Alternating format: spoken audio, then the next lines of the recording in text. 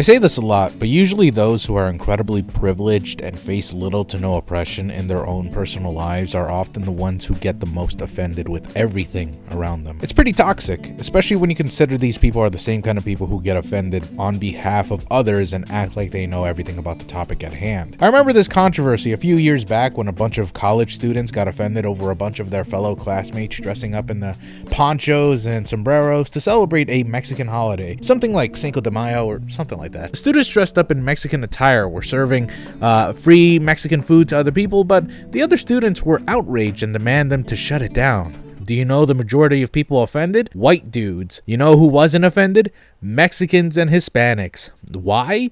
Because we love that shit. Listen, I know it's hard for a privileged American citizen to understand this, especially those who haven't traveled outside the country, but we Mexicans aren't born here in America. Not all the time. Some of us have immigrated from Mexico to America, and even those of us who haven't have parents who did. We grew up in a household where we were served Mexican food every day by our moms and dads, who we, as any college student can attest, miss very much. So what better way to make a Hispanic college student feel at home than to be served Mexican food and to be surrounded by their own culture? Sure, it's not our mom or dad's cooking, but it reminds us of home. Yet you motherfuckers were so focused on the costume that they were wearing that you somehow associated this with Mexican culture and offensiveness. Who the fuck do you think Mexicans are? We don't all wear ponchos and sombreros, you fucking morons. We wear normal human clothing. We're not offended. It's a little funny, but honestly, it's not that offensive. The sombreros and ponchos don't really mean anything. It's just a common stereotype. Yet the fact that they associated this to being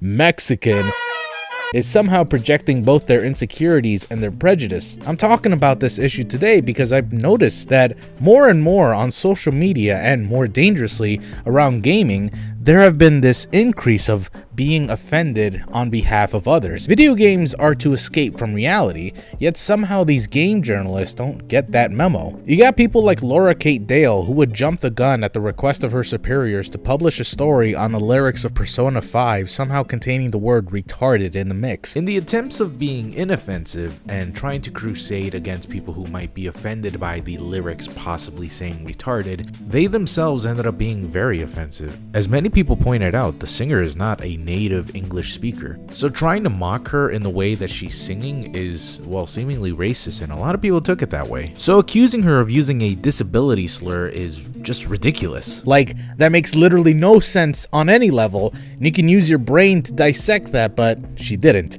It's stupid.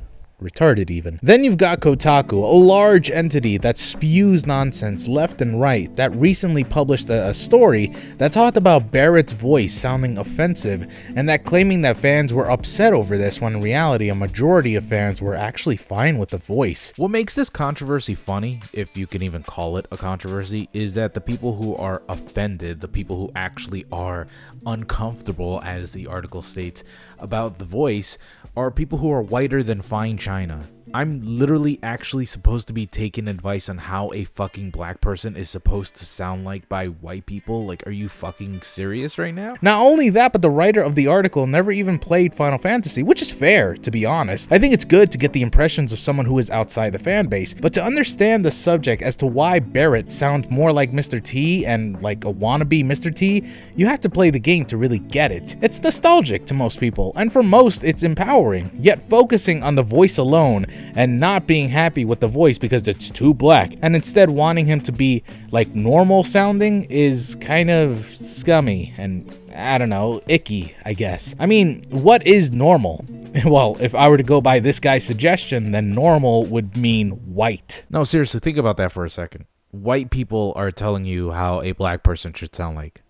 Does that not sound fucking racist? Then you have that one article by one angry gamer that stated that everyone is mad at A Hat in Time because they have the trans pride flag in their latest DLC, when in reality, nobody's really mad at it at all, and some people are actually happy that it's there. And I know some of you would draw parallels to me saying that they should probably remove that because Nintendo removed it from their system, but the reality is, the game company, A Hat in Time's developer, wanted this statement in their game. They didn't have other people make that statement for them. They are the ones who are treating this as something respectable, and they wanted to show it off. With Nintendo, they were just trying to make sure that everyone was just having fun and not actually spewing political crap. A Hat in Time just wanted to show love to their trans people.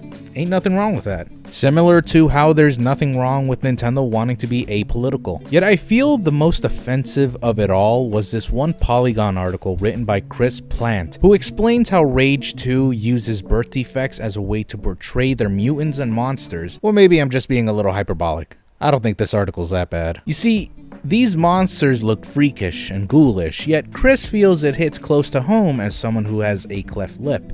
Now, as not to offend Chris, I would like to understand his point of view because I get it. Portraying people in this light, that is people with birth defects, and treating them like they're freaks is not in any way a comfortable subject matter. It's happened before, and that's what people do and still do in movies and various other media. Yet what I feel Chris fails to understand is that these are legitimate monsters. These creatures you fight in Rage 2 are not characters with sympathetic backstories or have some cruel twist of fate that made them this way. No, they're just video game baddies. They are mutated. That's why they're referred to as mutants. Chris being offended by this in a way projects his own feelings towards himself. Sure, many people with cleft lips feel insecure about themselves, yet to say that this somehow resembles a perfectly normal and healthy person with a cleft lip, I feel is far more offensive than claiming the game company for doing this, when clearly their intention was never to offend people with birth defects. These mutants are far beyond the normal spectrum of what a human being looks like,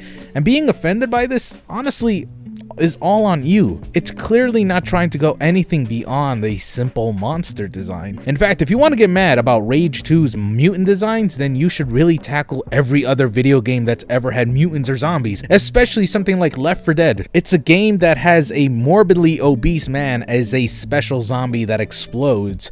Should we be offended on behalf of all obese people that this creature exists? Should we all boycott Valve because clearly this game is saying that all fat people are gross, disgusting creatures that need to be shot down on sight? No, of course not. Don't be fucking stupid. Outrage culture is a thing that unfortunately is something we can't avoid anymore. When people aren't controlled by their emotions and think logically, most people won't look at this and say, wow, this is offensive. They just say, hey, that's a zombie. Oh my god, he explodes when you shoot him. Unfortunately, that's just not the case, and I'll be honest, I'm a little scared with how game journalism is starting to turn out. As I've stated before, video games are an escape from reality, yet it seems like for some people, this is just another dive into reality, which is harmful for one's mental health. If you expect a game to be crystal clear and fun for all and not offensive in the slightest, then of course you're going to be disappointed and stressed and overall just mentally unhealthy. A game is meant to be fun. It's not meant to live up to your unrealistic set of standards per game or live up to your political viewpoints. I'm sorry, Chris, but just because you were offended doesn't mean a whole company was going to change their mutant designs, especially not when there's so much effort and time put into just sketches and models alone. They weren't going to just change because you told them to. And the fact that you were disappointed in them not changing the designs last minute is ridiculous, and honestly, you brought this disappointment on yourself. If you're the type of person to be easily disappointed and expect unrealistic bullshit from video games, then prepare to live an incredibly unhappy life as a gamer. I'm not saying video games can't be offensive or that you can't be offended by certain content. Trust me, there's a lot of things going around, especially in the realm of video games, that are incredibly offensive. Just know that there is a legitimate time to be offended and to speak up, and then there's just you projecting your own insecurities and shitty prejudices to the whole world. Thank you all so very much for watching. I'll see y'all next time. I love y'all so much. Goodbye.